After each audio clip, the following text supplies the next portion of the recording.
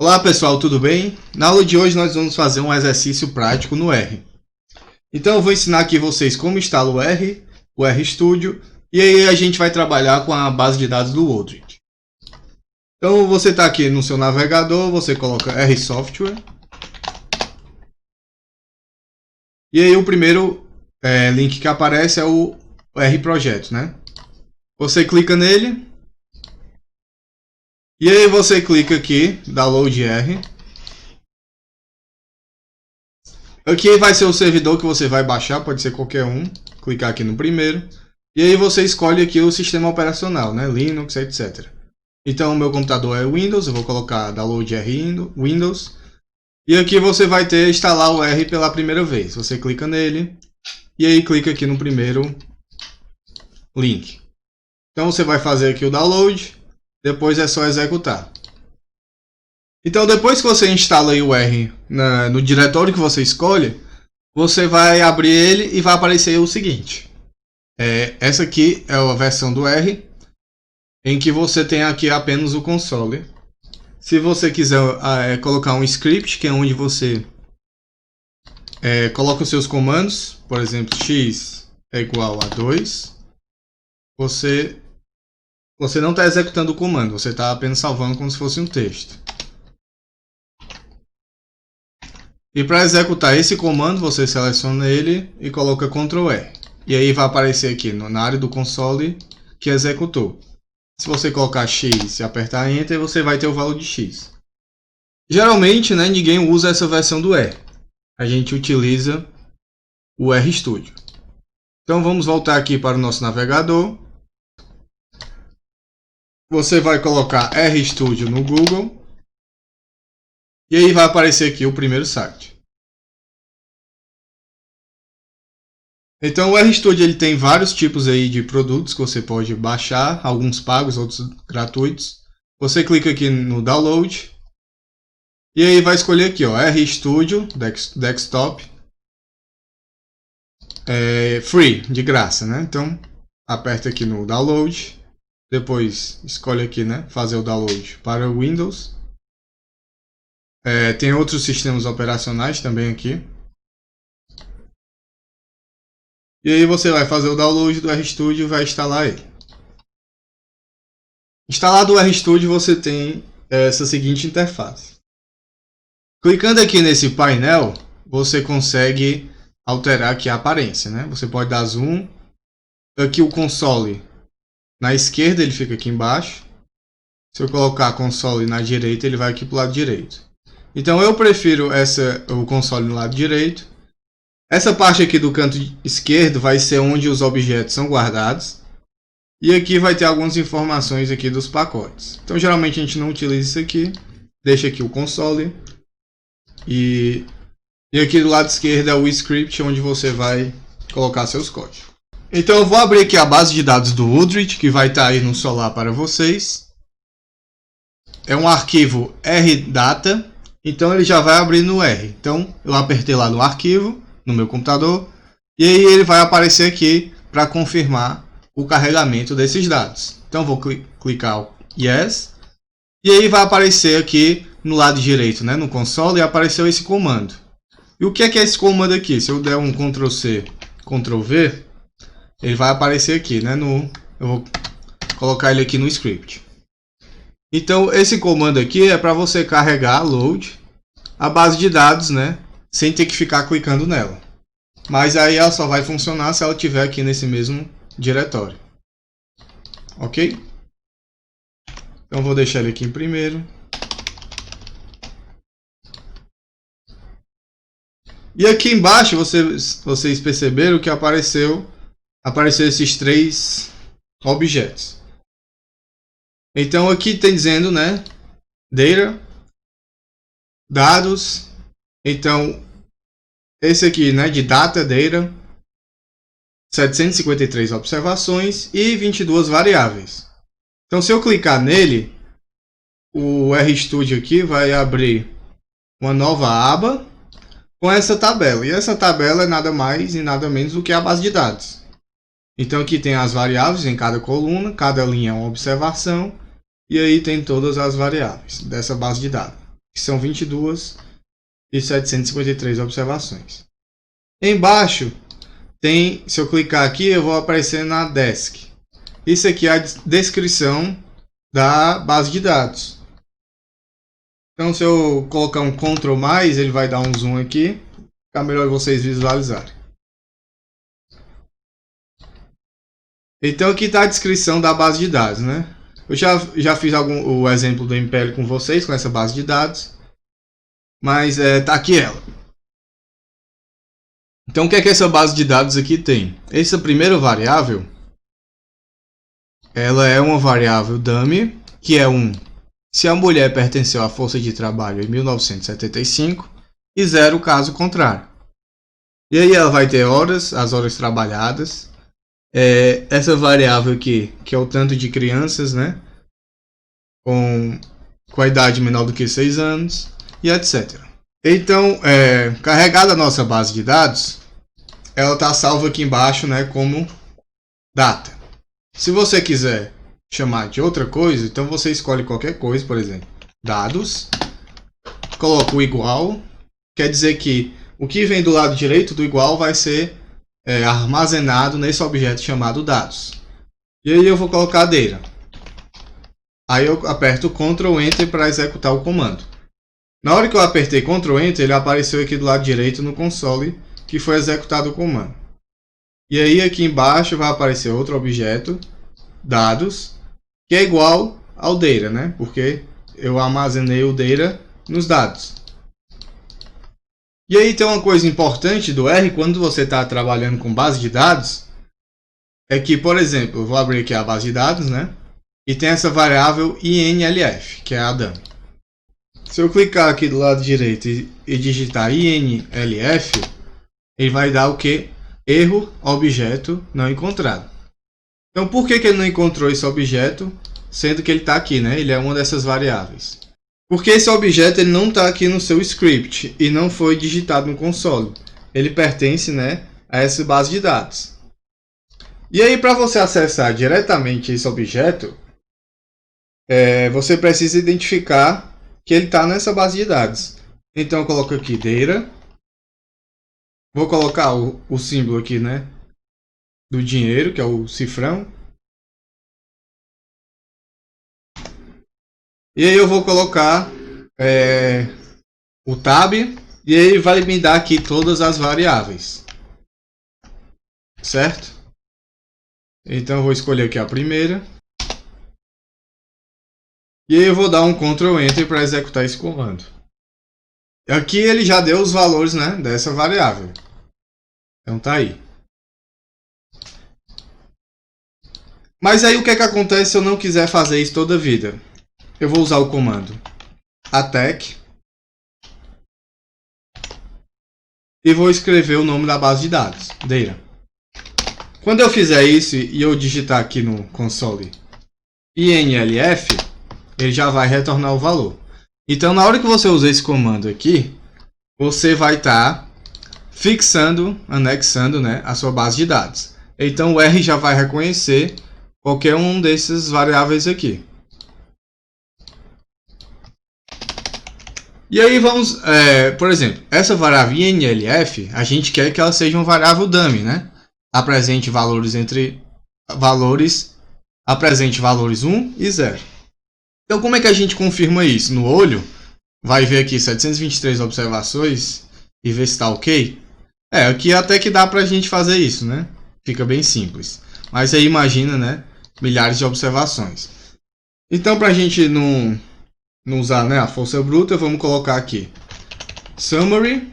Esse comando ele vai dar todas as estatísticas descritivas da variável que você selecionar. E eu vou colocar INLF. E aqui vai aparecer mínimo 0, máximo 1, certo? Aqui é o primeiro quartil, a mediana, a média e o terceiro quartil. Ok. Mas isso quer dizer que a variável só apresenta valores 0 e 1? Não.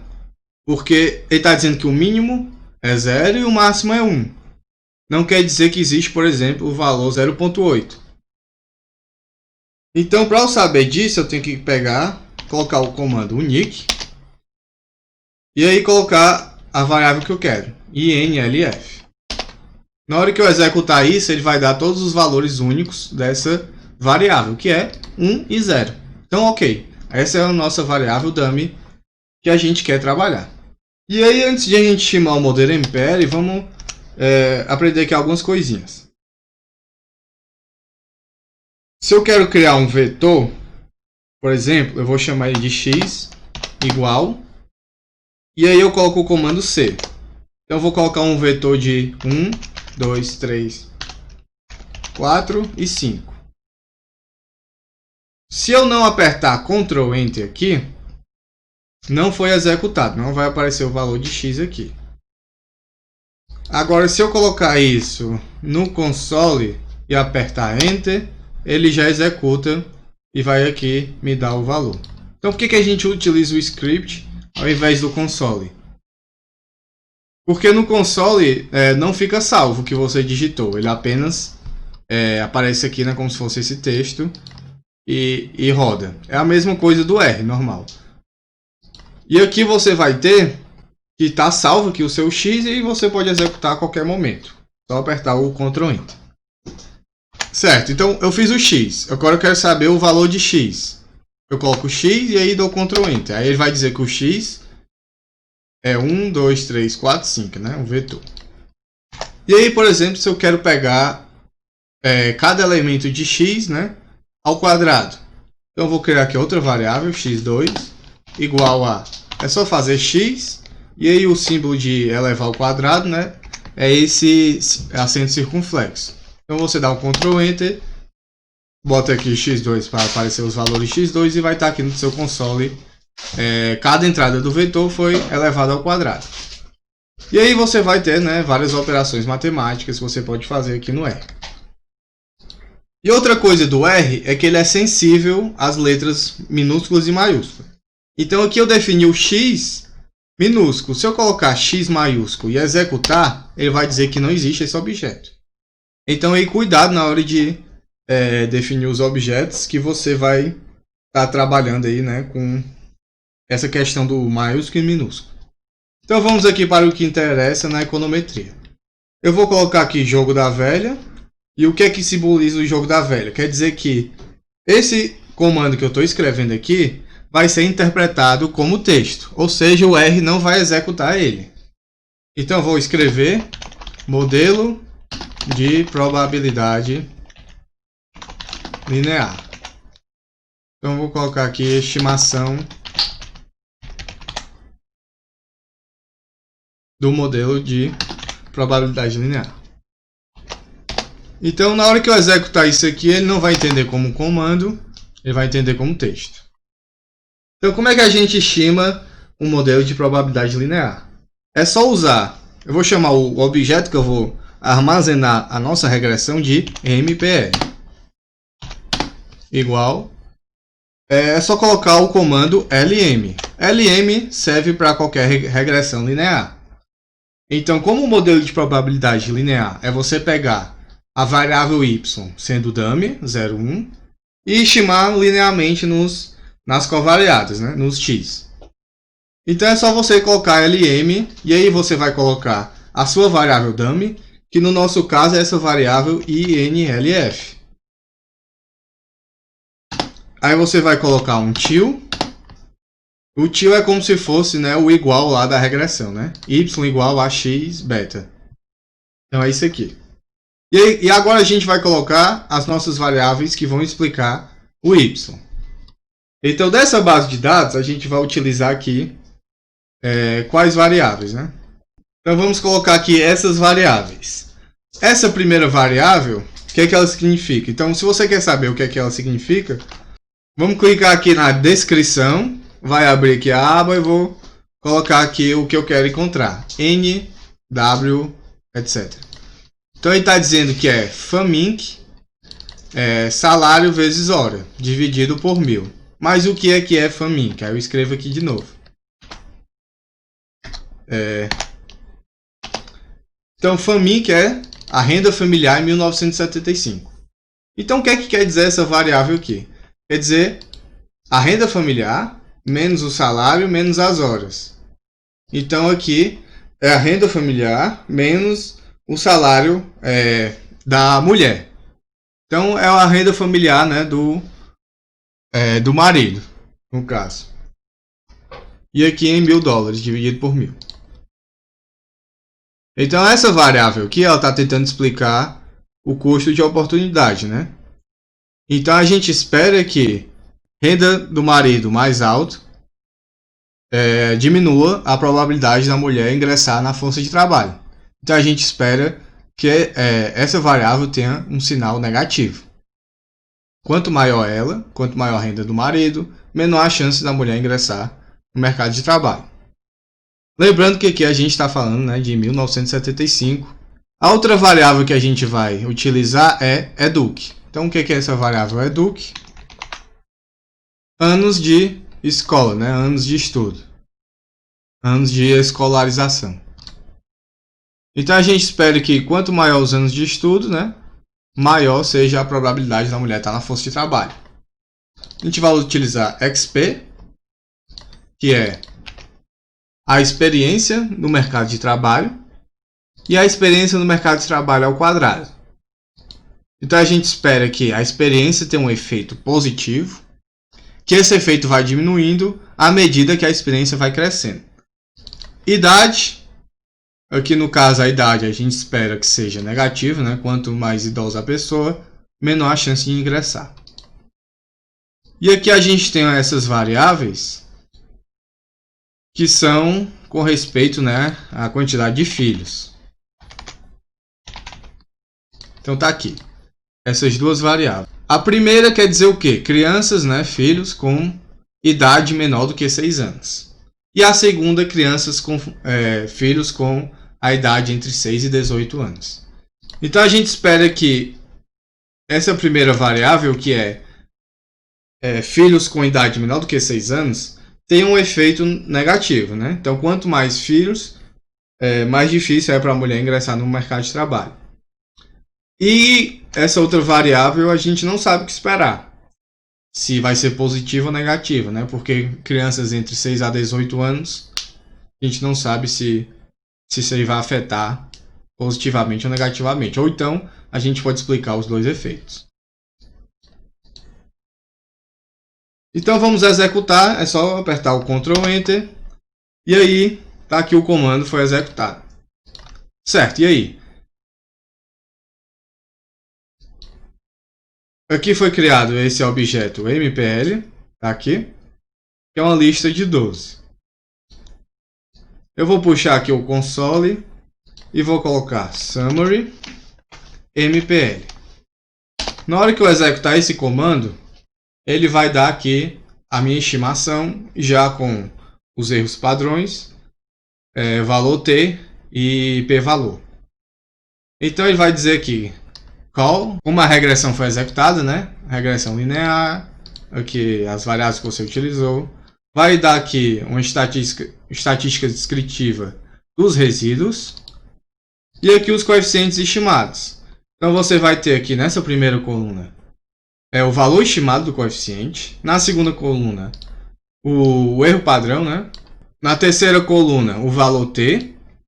E na última coluna, o p-valor. E por fim tem esses asteriscos aqui.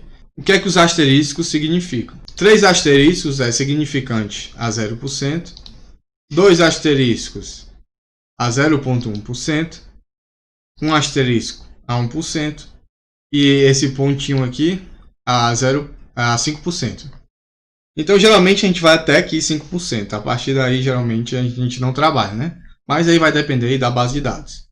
E aqui ele vai dar o R2 ajustado, estatística F, etc.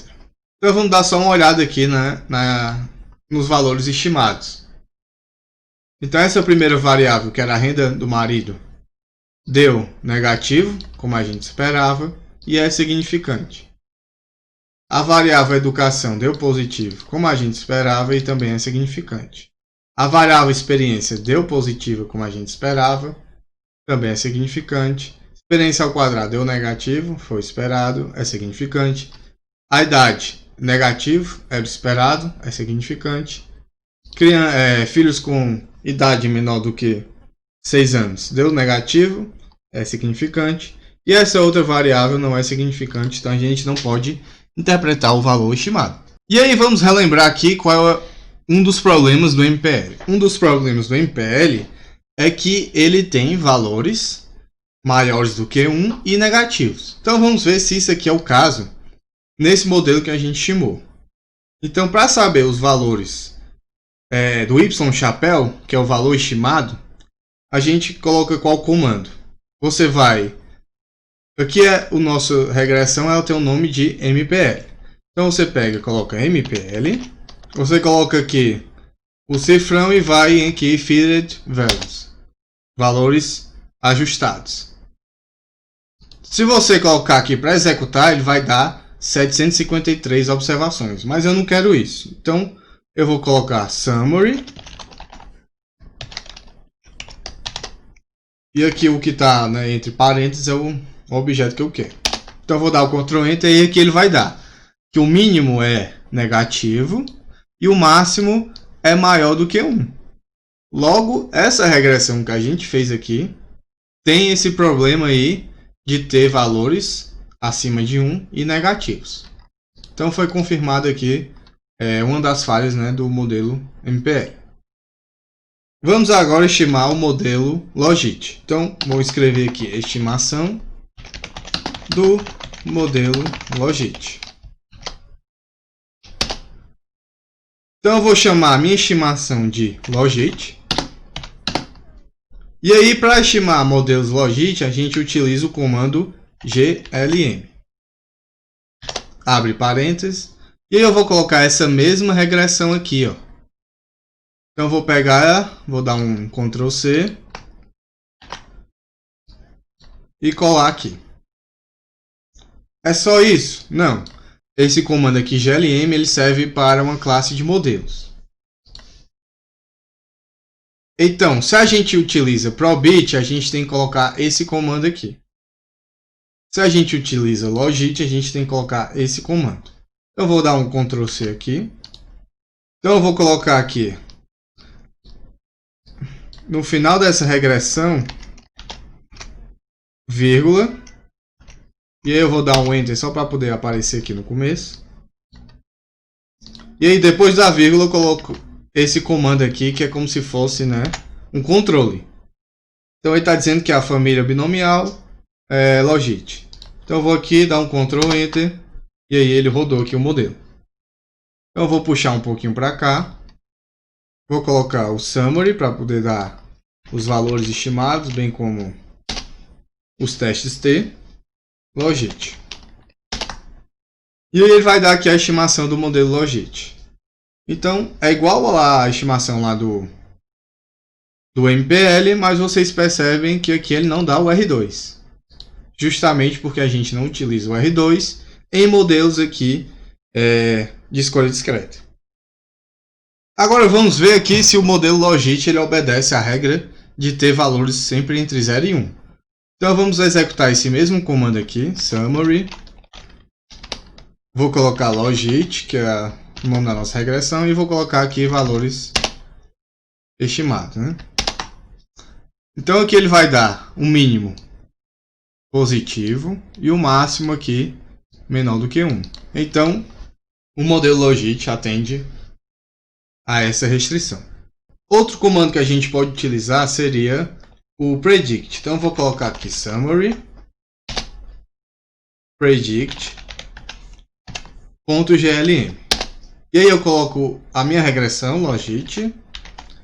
E aí eu coloco aqui tipo igual a resposta, response. Então quando eu der Ctrl Enter aparece isso aí. Então por que a gente utiliza às vezes esse predict ao invés de utilizar esses valores aqui? Porque esse predict ele serve quando você quer trabalhar com outra base de dados. Então, por exemplo, se você tivesse outra base de dados, você selecionaria aqui essa outra base de dados e aí você estaria testando essa sua regressão em outra base de dados. Por fim, vamos aqui fazer a estimação do modelo Probit. Eu vou copiar tudo que está aqui do lado direito do Logit. Então eu vou chamar essa estimação de Probit. Dá o Ctrl V aqui. Deixa eu puxar aqui o console. E aqui, ao invés de Logit, a gente coloca Probit. Pronto, simples. Já está aí a nossa estimação. Então vamos dar aqui um Ctrl Enter. Estimou. Eu posso pegar aqui esses valores. Se eu selecionar isso aqui e clicar aqui nessa lupinha, ele vai dar aqui, né, de buscar e substituir. Então eu vou tirar isso aqui, wrap, e vou colocar aqui Logit. Eu quero substituir por Probit. E aí eu escrevo, e aí eu aperto All. Então ele disse que foram 2 ocorrências e pronto, tá aqui. Sem ter que apagar e digitar de novo. Eu vou dar aqui um Ctrl Enter e Ctrl Enter. Então aqui teve um probleminha, porque se eu puxar aqui o console, você vai ver que está quebrado, né? Essa tabela. Porque o console estava muito pequeno. Então para executar de novo, você clica aqui no console e aperta para cima. Ele vai dar o último comando. Se apertar para cima de novo, vai dar o anterior. Então, ou então você vai lá de novo, né? Aqui.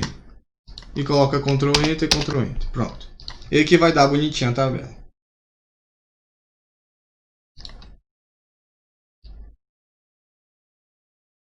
Eu vou deixar para interpretar aí os resultados depois, juntando os 3 modelos.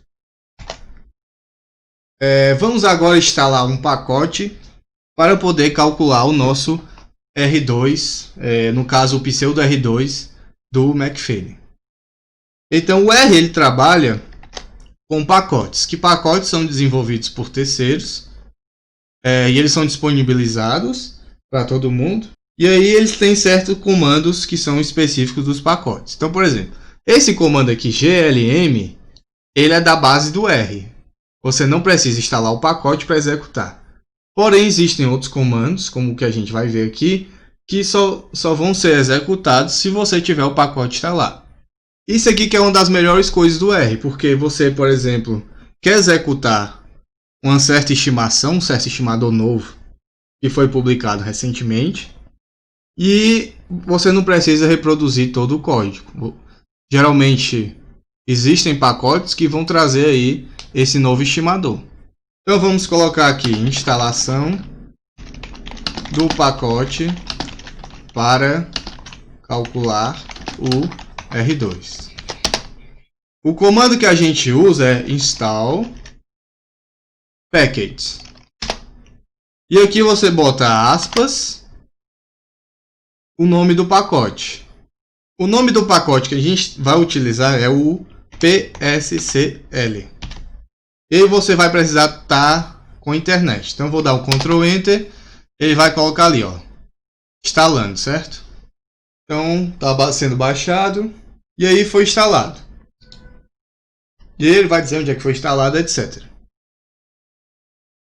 Instalado o pacote, você não precisa instalar toda vida que você for utilizar o pacote, mas você toda vida vai ter que carregar ele. Para carregar, você utiliza o comando library e aí coloca o nome do pacote, PSCL. Na hora que você executar, ele vai dizer aqui, né, que o pacote foi carregado. Geralmente depende do pacote. Então, nosso pacote aqui foi carregado, a gente pode utilizar um comando específico. E aí o comando para calcular os pseudos R2 é o PR2. Esse R aqui é maiúsculo. E aí você vai colocar o seu objeto. Então vou colocar aqui MPL PR2 Logit PR2 Probit. Lembrando que MPL, Logit, Probit são os nomes que eu dei para as minhas regressões, os meus objetos. Então eu vou executar aqui o Probit. Então aqui ele vai dar vários pseudos R2. E aqui o do McFadden é 0.21. A gente vai trabalhar geralmente com esse. Então vamos ver aqui o R2 do Probit. Executei, vai dar 0.22. Então no quesito R2, o Probit está melhor do que o Logit.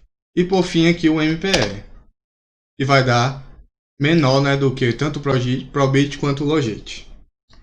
Então em termos aqui de pseudo R2, o melhor modelo seria, né, o Probit. Então pessoal, por hoje é só. Na próxima aula eu vou ensinar como a gente calcula o percentual corretamente previsto. E aí a gente vai depois comparar os modelos. E também eu vou ensinar para vocês como é que a gente exporta para o Excel ou para o LaTeX esses objetos aqui do R. Isso aqui é bom, né, para quem está trabalhando em monografia e quer fazer as tabelinhas bonitinhas. Então é isso aí, até a próxima aula.